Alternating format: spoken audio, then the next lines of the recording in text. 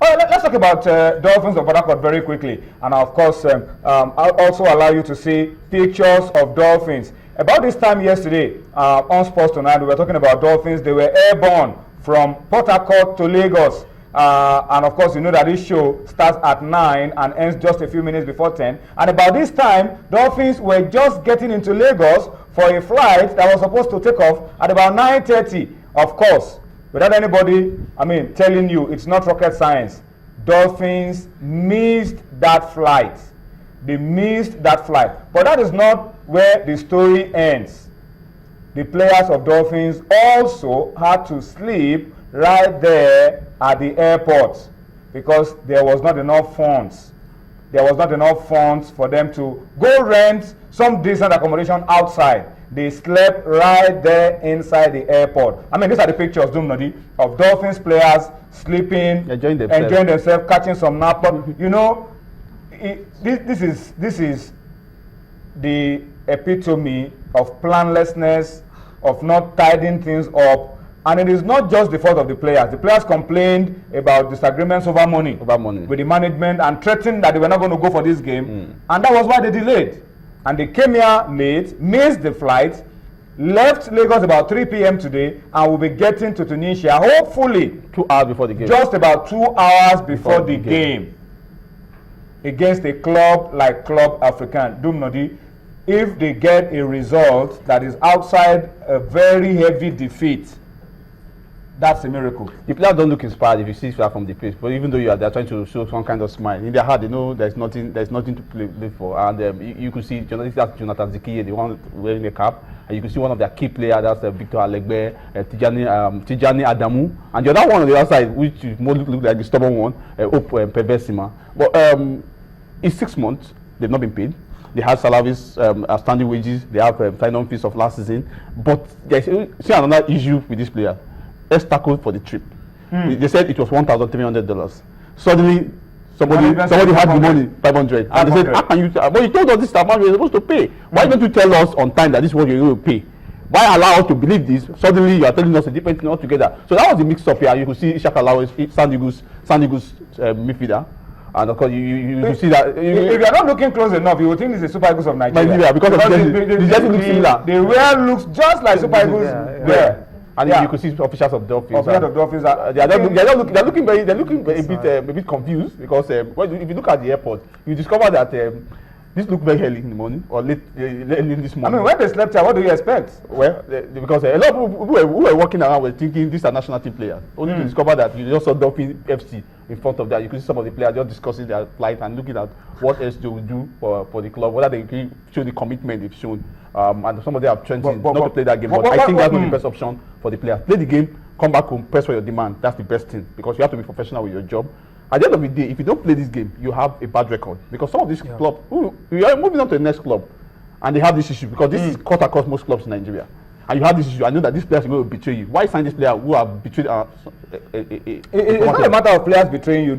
These players are asking for what they have worked for. I understand what you're saying, but don't go outside Nigeria to say you don't play. If it's in Nigeria, we understand. We can solve that. I understand your point, but then it works two ways. If you are a player of Dolphins, for example, and you have agreed to play for Dolphins, sometimes these issues you just know. Look, we have a problem, but let's keep our problems on one side and try to get the result on the pitch.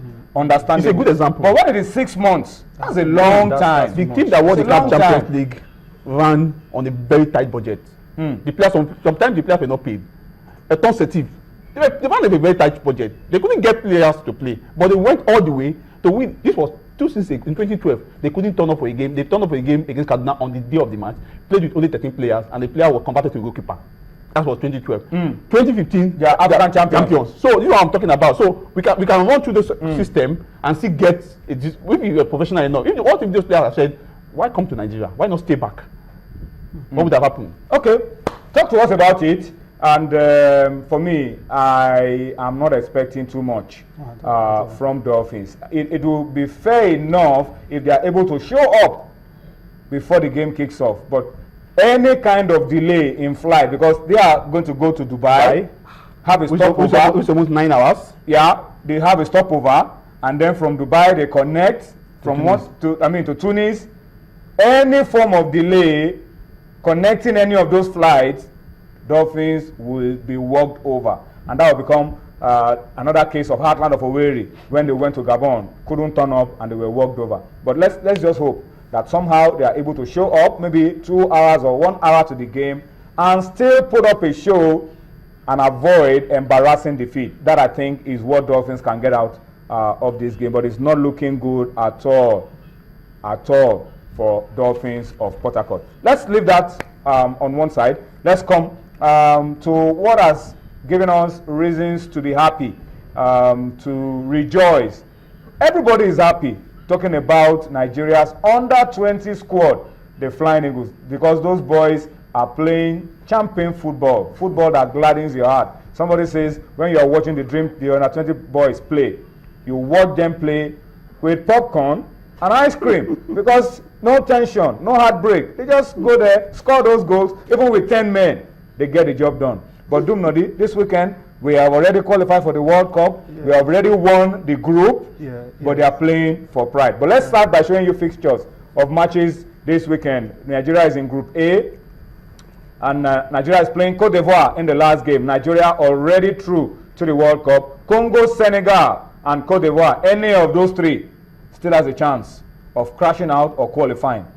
Well, I think that game, Nigeria's game, is like you mentioned, playing for pride because a lot of those key players who started the first 2 games will be part of it because Munduka Agbadi will want to rest 2 key players for the semi-final. So you just want to play. You have a large squad. You have you have a team of 21 players. So you can use some of the players who you feel they are French players to prosecute this game. If you have a system that runs where you have those on the bench, you are confident. If you are making any substitution and those outside, if your opponent sees the ones coming in, they'll be scared. That's the kind of team they beat so far. Manu Garba, Mutabade, and the others they beat so far. So your ones on the bench, Garba has not played this game. One of the who scored close to 14 goals last season for Sharks, he has not played. So he's going to be part of the. So you want him to try new players? Because the other ones who have tried, like Awoni, should be allowed to rest. He has done a lot of job. Ifeanyi should be allowed to rest. Look at bandage over the head. With the last game. In the last game, you should allow him to rest. Okay, try new. So you want him to try new players? Try new we players. have already won the group. We have already qualified for the World Cup. Then we are playing for pride. The players who start, just of players who you think you can't be substituted within a game, you put them on the bench, let them rest. For those who you can be substituted within a game, leave them and take just from the bench to hard up, and then you play the game against Cote d'Ivoire. And that would be a bit more comforting for these players. Rest the other guys because you're already through to the World Cup, which is key. Another thing is a bonus. Let's take a look at Group B. Group B is also an interesting group because in Group B, we know the 2 teams going to the World Cup already, even before the last round of games are played. So let's get you the fixtures. Ghana against Mali. They are playing for formality and also playing for pride because both Ghana and Mali are through to the World Cup. South Africa and Zambia are going home, but they will also be playing for pride to see who finishes bottom of the group and who finishes in 3rd place. Teams through. Out of 4 representatives that Africa will be presenting at the FIFA Under-20 World Cup, 3 have emerged already from Group A, Nigeria. We're waiting for any of the other 3 teams to join Nigeria. From Group B, it is done and dusted, Ghana and Mali. What does that tell you? West Africa remains the powerhouse of youth football in Africa. Definitely. Very dominant, West Africa. It has always been that. It has always been like that for years. Nigeria, Ghana, Mali, Cote d'Ivoire. When we talk about football, even in terms of national team football, it's always been like that. So we expect West Africa to still continue on this beautiful platform. But these guys representing us for the Under-20 World Cup in New Zealand, I think I have faith in them. Nigeria, Ghana, Mali. Mali, they have these strong youth systems right from time. You can remember the likes of say the Keita side from the Under-20 ranks in Nigeria '99. They would have defeated us in the quarterfinals. I think the quarterfinals thing goes to 1 then. So it's a good one for Africa getting to see these guys representing us. And I hope maybe Cote d'Ivoire will join them. All right, so you are tipping Cote d'Ivoire to join Nigeria from Group A as the 2nd qualifier to complete the 4 teams representing Africa at the FIFA Under-20 World Cup in New Zealand in May. The World Cup is around the corner, just a few months away. In May, that's when the FIFA Under-20 World Cup will be getting on the way. Let's come home. It's time for us to talk Globe Premier League. Started over the weekend and already plenty of excitement. We had about 5 or 6 drawn games. 5 drawn games from week 1. What are we going to be seeing week 2? of the Globe Premier League. Let's start by showing you fixtures. Dumnodi, 3SC against Atlant. I'm going to ask you to pick out your star match. 3SC Atlant. The last time this game was played in Ibadan, Atlant beat 3SC 2-0, and that was the beginning of problem for 3SC. They got relegated at the end of the season. Don't allow Ibadan people to remember this. Kano Pillars Bayelsa, defending champions, playing their first game of the season at home to Bayelsa United in Kano. What kind of team are we going to see? We have Nasarawa United against Wiki Tourist, massive encounter in Lafia. Aqua United against FC Taraba in Uyo. We have Sunshine Stars against Gabros. Gabros, also known as Ifeanyi United, are going to be very difficult customers for Sunshine. We have Kwara United against El Kanemi in Ilorin on Sunday, and then you have Rangers against Sharks of Port Harcourt at the Nnamdi Azikiwe Stadium in Enugu. Big games, 7 good games for you to follow and enjoy on the domestic scene this weekend. Dumnodi, your start game, and talk to us about what you're expecting. Well, you talked about Pillars playing their first game of the season after the accident last week. It will be good to see Pillars in action. Yes, it's good to see Pillars in action. I want to see the kind of the morale of the players, not the kind of players. The kind of players, the only one that you see that have quality players. They have quality players, but it's just the morale. Going by what happened last weekend. So against Bayelsa United, I don't envy Bayelsa United's team. If it was Bayelsa United of last season with motivation, the Bayelsa United squad of last season solid but no motivation, because we know what happened.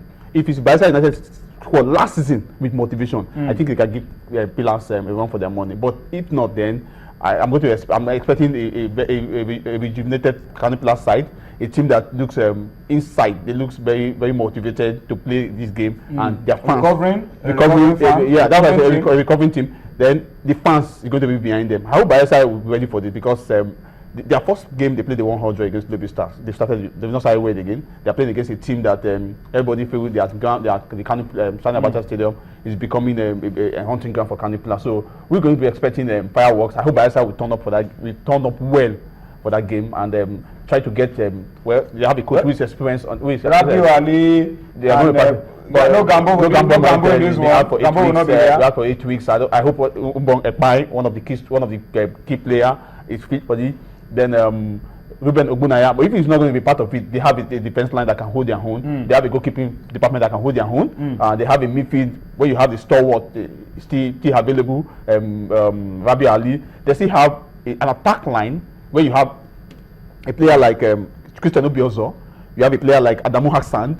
If you have those two players and they play very well, now they are looking at Obiozo as being the man that will give them the goals this season, because of maybe just to add up to what Gambo have done in the last 5-6 seasons. So I hope they turn up well in this game. But I want to see the Bayelsa United team that will show that we are playing in Kano. Yeah, we are not playing away from. We want to give Kano Pillars a run for their money. Well, in case you do not know, Kano Pillars have not lost a game at home in 11-12 years. Will Bayelsa United break? They almost did that against Sunshine. But will Bayelsa break that jinx this weekend?